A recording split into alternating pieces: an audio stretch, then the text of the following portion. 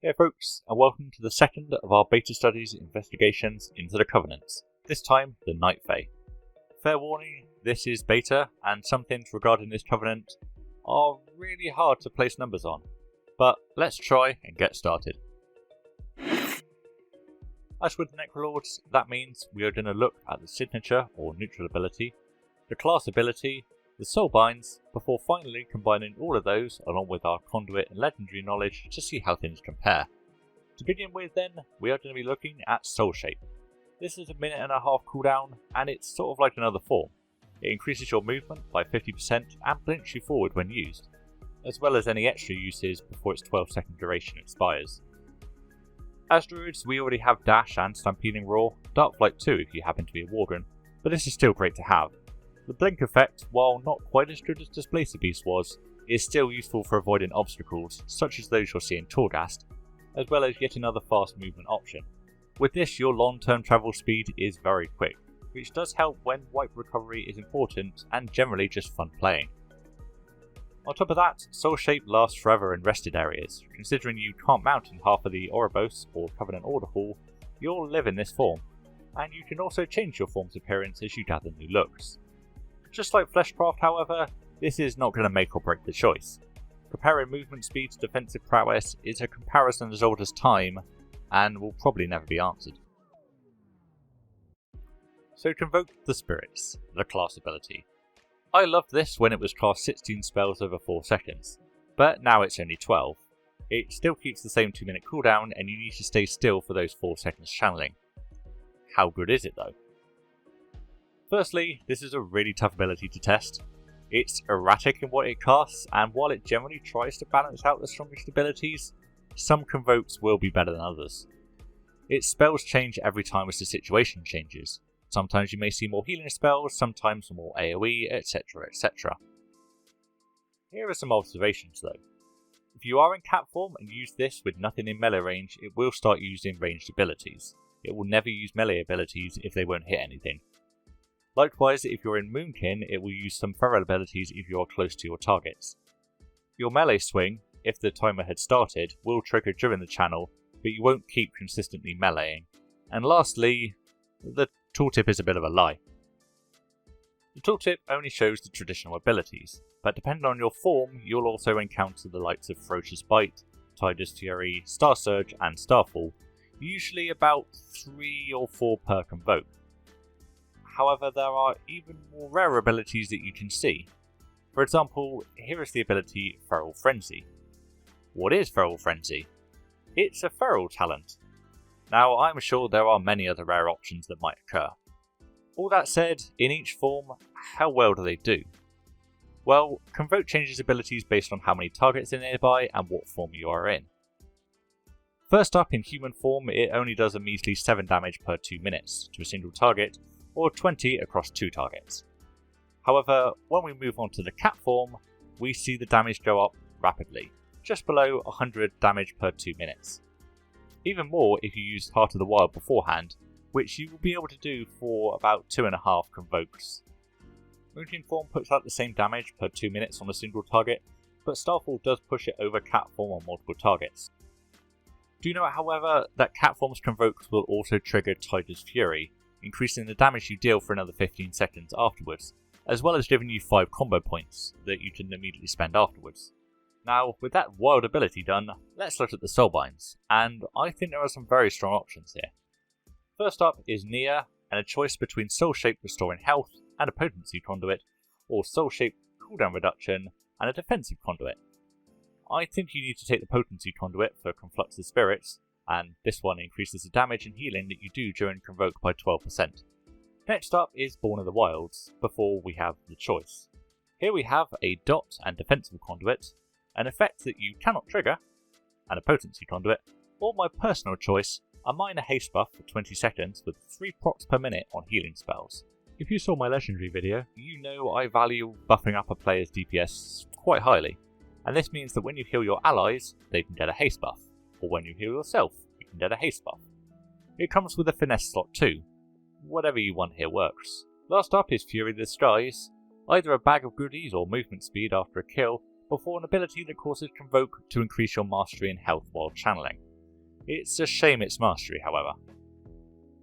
Next up is Dreamweaver, who starts off with a haste buff when using Convoke, and some time after if you stand still. Next up is a Finesse or Potency Conduit. Dreamweaver's ideal route, alas, leaves us without a Finesse or second Potency, so we do need the Potency here and say goodbye to Born of the Wilds, gonna take Conflux instead. A Defensive Conduit is next before we have the choice, starting with Social Butterfly and a Defensive Conduit. What is Social Butterfly? It's a versatility buff if 2 other allies are within 8 yards. After 5 seconds, you pass this buff to them for 5 seconds before you get it back for another 5 seconds. Assuming you can stay close to 2 friends, which would be a tank and a melee if you're in cat form for example, this is great, not only for your damage but also increasing theirs. Can the others compete? A movement slow with a potency and an overhealing converting into a shield with a finesse. The overhealing is nice, but Social Butterfly is just going to be better for damage. Last up is Fury of the Skies, and then we have a choice between Slow Fall or an Outdoor World movement speed increase, before finally ending with a sort of cheat death mechanic. Far weaker than cheat death, but you never know, if it saves you, it's going to be well worth it. With Dreamweaver done, we're on to the last, Crane. He starts off with an AoE speed boost for Soulshape or a stun, but the real factor here is potency or finesse, likely a potency for Conflux. Next up is defensive before we have the choice. Crane is certainly more for tanking. We have a potency with a damage reduction to targets facing you if you've hit them recently. My choice, which is a crit buff when you hit an enemy before they hit you, with a defensive conduit. Or finally, a physical damage reduction when standing still with a finesse slot. Since we aren't a tank, we don't really have many options really. Fury is next, before a choice of durability or AoE mount speed, before ending on an increased damage to targets above 75%, or healing if they are below 35%, by 10% for both. Overall, all 3 look fairly solid, but Crane certainly feels more like a tanking choice, namely because Nia and Dreamweaver just seem so solid. I highly value being able to buff up your allies' DPS output more than your own. Dreamweaver is likely the best. A haste buff and versatility buff if you can trigger them will do well. For testing though, we are going with Nia. Dreamweaver loses value quite a bit when solo, and Crane isn't accessible at the time of this recording due to a Covenant campaign bug. Now for the combination of testing. This is a full template character gear, except the addition of Circle of Life and Death, the legendary of choice. As with the Necrolords, we are going to do this in 4 parts. That's 10 global cooldowns a minute for Feral and Balance ability to simulate more time healing, and 30 global cooldowns a minute for each to simulate more time dealing damage. As always, these numbers aren't precise, even more so this time as I will explain later, but they still serve to show how a rough comparison works out. Unlike the Necrolords, where every minute was similar, here it's going to be different. We'll have a minute of Heart of the Wild plus Convoke, a minute with nothing, a minute with Convoke, a minute with nothing, and then a minute with a half Convoke to simulate half the use. Though of course in a real 5-minute fight you could use it 3 times. Feral is up first then. At 10 global cooldowns a minute, we see an improvement over the Necrolords. Just ignore the underestimate flag on the right, I'll get to that later. The figures may not completely line up because I had to manually correct after not accounting for the Shapeshift global cooldown to trigger Convoke, and also one session where Moonfire and Sunfire were getting buffed by another player. I did bring down the final figure at the end though, but the numbers are still off beforehand. The 10 global cooldown figures are still higher than the Necrolords though, and I think this is down to how Convoke just makes more use of its global cooldown allocation than Swarm does. Moonfire and Sunfire uptime drops, which shows in a real scenario you just can't really save 10 global cooldowns. When going to 30 global cooldowns, we come out surprisingly close to the Necrolords, just slightly under. Convoke and its conduit are very focused on the cooldown. It loses power over the consistency of Swarm, which can really abuse Feral's 4 dots better than Conflux conduit can. For balance, as before, we see it come ahead slightly on global cooldowns due to the Heart of the Wild and how it buffs up Moonfire and Sunfire. However, once we move to 30 global cooldowns, the same story occurs as with the Necrolords. It just can't compete on single target. Feral manages to abuse Circle and Convoke much more thanks to Tiger's Fury and fitting in more dots in the damage window. Also, now it can use Feral abilities, it benefits from Heart of the Wild more.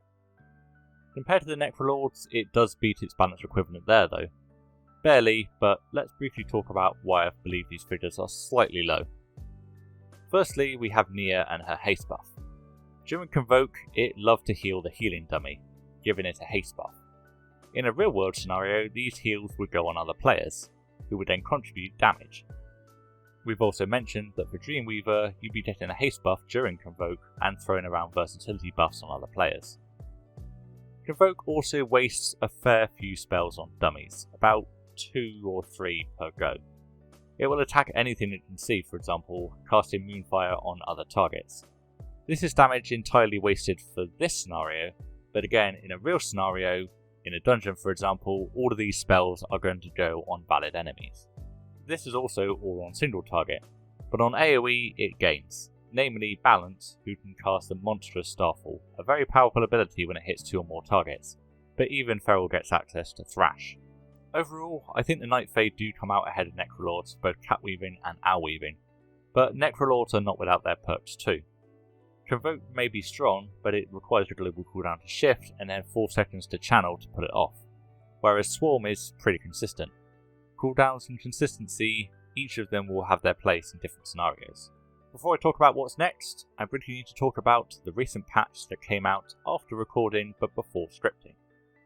In it, Moonfire and Sunfire got buffed, as did the Starfire Eclipse, which now buffs the crit chance of Starfire rather than just the AoE damage, which means it's a minor single target buff to balance Affinity, though I don't think that will be enough to catch it up with Feral past the 15 global cooldown per minute mark.